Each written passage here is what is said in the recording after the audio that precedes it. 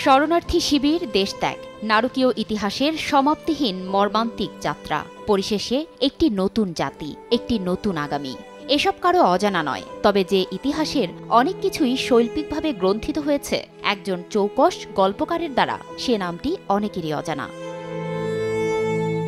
বলছি আলোকচিত্রশিল্পী রঘু রায়ের কথা। করুণ নির্মম একটি অন্ধকার অনুচ্ছেদের উপর মানবিক আলো ফেলেছেন তিনি। বিচ্ছিন্ন কয়েকটি সাদা কালো ছবি দিয়ে মুক্তিযুদ্ধের ইতিহাস উপস্থাপন করা অনেকটাই দুঃসাধ্য। এমন একটি অসাধ্য কাজই সাধন করেছেন বিশ্বখ্যাত ভারতীয় আলোকচিত্রী রঘু রায়। কিছু ছবি হয়তো আগে দেখেছেন, অনেক ছবি আছে যেগুলো দেখা হয়নি। মাত্র কয়েকটি ছবি তুলে এনে পুরো বিষয়টিকে একটি ৭১-এর ন্যারেটিভ দাঁড় করানো বেশ কঠিন কাজ। এই যুদ্ধ ছিল মানব ইতিহাসে ভয়ঙ্কর ও অন্যতম বর্বর যুদ্ধ। যুদ্ধের ভয়াবহতায় বৃদ্ধা শোকে পাথর হয়ে গিয়েছিল। ক্ষুধার তাড়নায় শিশুর চোখে জলের বন্যা। বৃষ্টি থেকে বাঁচতে অনেক পরিবার ঠাঁই নিয়েছিল হিউম পাইপের ভেতর। উদ্বাস্তু বাংলাদেশিদের জন্য ভারত খুলে দিয়েছিল নিজেদের সীমান্ত। শিল্পী রঘু রায় তার ক্যামেরায় অত্যন্ত সংবেদনশীলতার সাথে মুক্তিযুদ্ধের একটি মর্মস্পর্শী কাব্যিক রূপ ধারণ করেছেন।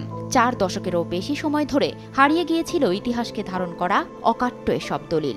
সম্প্রতি এগুলো পুনরাবিষ্কৃত হয়েছে।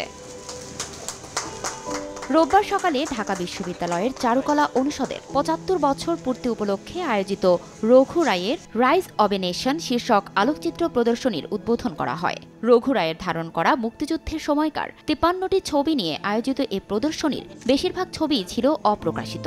এসব ছবি বাংলাদেশের স্বাধীনতা সংগ্রামের একটি মূল্যবান ফটোগ্রাফিক রেকর্ড বলে মনে করেন আগত দর্শক ও আয়োজকরা। বর্তমানে যারা নিউ জেনারেশন, তারা আসলে আমাদের ইতিহাস, আমাদের মুক্তিযুদ্ধ সম্পর্কে অতটা তাদের ধারণা নেই। তো এই ধরনের এক্সিবিশন আসলে আমাদের জন্য খুবই ফ্রুটফুল। আজকে কিছু অপ্রকাশিত ছবি, রঘু রায় বিশ্ববিখ্যাত একজন ফটোগ্রাফার, ওনার অপ্রকাশিত কিছু ফটোগ্রাফি দেখে নতুন করে আসলে অনেক অদেখাকে আবার নতুন করে দেখার সুযোগ পেয়েছি। আমার যেহেতু নিজের একটা চিত্রকলা নিয়ে একটা আগ্রহ আছে এবং আমি একজন সংগ্রাহক।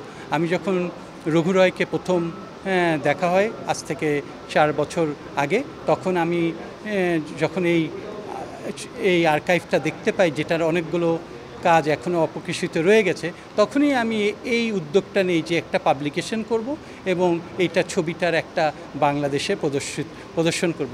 মুক্তিযুদ্ধ বিষয়ক মন্ত্রী আ.ক.ম মোজাম্মেল হক বলেন, ৫২ ভাষা আন্দোলন, ৫৪-এর গণ অভ্যুত্থান, ৭১-এর মুক্তিযুদ্ধ সহ বাংলাদেশের জন্মের ইতিহাসের সমস্ত কিছুর কেন্দ্রবিন্দু ঢাকা বিশ্ববিদ্যালয়। তারই ধারাবাহিকতায় এমন একটি উদ্যোগ অসাম্প্রদায়িক চেতনা রক্ষায় সহায়ক হবে বলেও মনে করেন তিনি। সমস্ত কিছুর কেন্দ্রবিন্দু ছিল, সূতিকাগার ছিল। আমরা তাই ঢাকা বিশ্ববিদ্যালয়, আমাদের শিক্ষার্থী বন্ধুরা এগুলো দেখে তাদের মধ্যে আবার মুক্তিযুদ্ধের চেতনাটা শানিত হোক। রঘু ভাই যে বিখ্যাত চিত্রকর্ম বা যে সমস্ত ছবি বা ফটোগ্রাফ, সেগুলো আমাদের মধ্যে আবার একটু জাগরণ সৃষ্টি করবে। এখনই প্রকাশ করা হচ্ছে না রাজাকারের পূর্ণাঙ্গ তালিকা, তবে মুক্তিযোদ্ধাদের তালিকা হালনাগাদের কাজ প্রায় শেষের দিকে বলেও জানান মুক্তিযুদ্ধ মন্ত্রী। ফারজানা লিনা, সময় সংবাদ, ঢাকা।